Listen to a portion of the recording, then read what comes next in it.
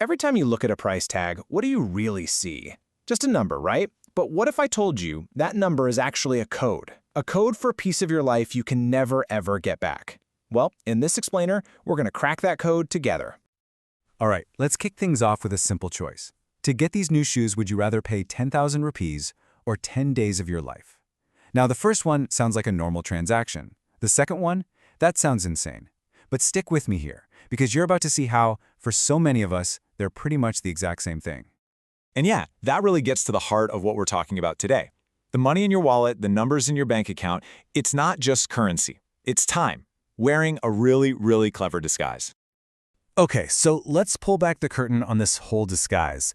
In this first part, we're going to get to the bottom of what you're truly spending every single time you buy something. We're always taught to think of money as something we earn. But let's just flip that idea on its head for a second. The money you have is actually stored life. Think of it this way. Every rupee is a little time capsule of your past, your hours, your focus, your energy, all of it, crystallized into a number. It's a container holding the life you've already spent. So, enough with the theory. Let's get practical.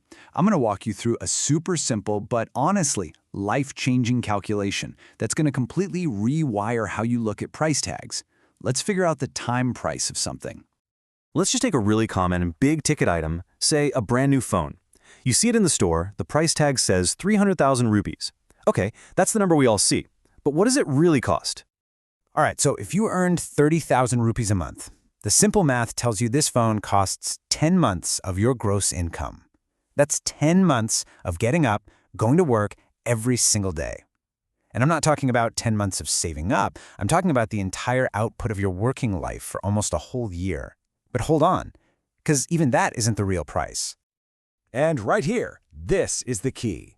This is the part we almost always forget.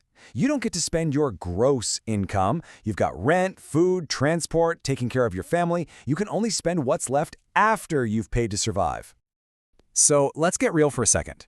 If after all your essential expenses, you can only manage to save 5,000 rupees per month, well, that same 300,000 rupee phone now costs you 60 months of your life.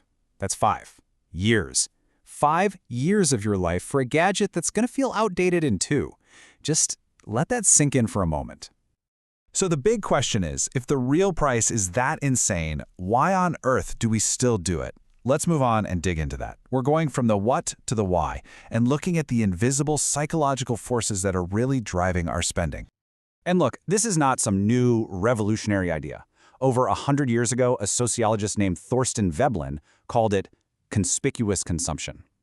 It's the reason someone might buy a luxury car, not because it drives better, but because of the message it sends to everyone else on the road. We're not buying an object, we're buying a signal of our social status. And that's the trap, isn't it? There's always a newer, more expensive signal to buy. The psychologist Erich Fromm kind of boiled it down to this. Are you living a life of having, where your identity is all wrapped up in the stuff you own?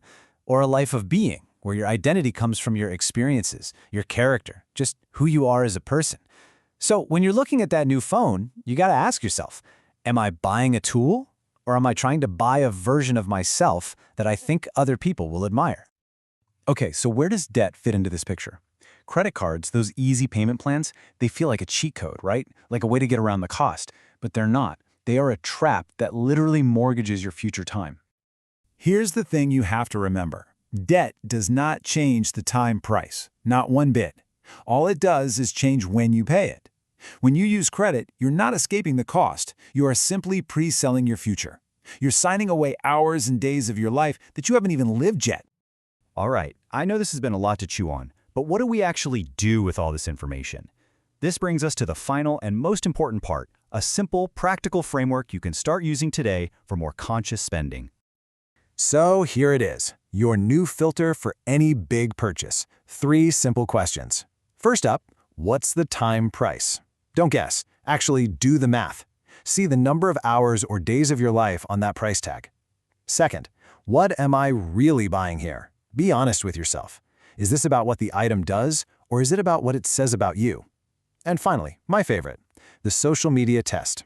If you couldn't post a picture of it online, if nobody else would ever know you owned it, would you still want it just as badly? And that just sums up everything we've been talking about, doesn't it? If you remember one thing from this, let it be this. You don't buy things with money. You buy them with hours from your one finite life. And look, the point of all this isn't to make you feel bad about buying things. It's the exact opposite. It's supposed to be empowering. It means you have the choice. You get to look at any price tag and decide if it's truly worth a piece of your life. It means you can choose to spend your life on purpose.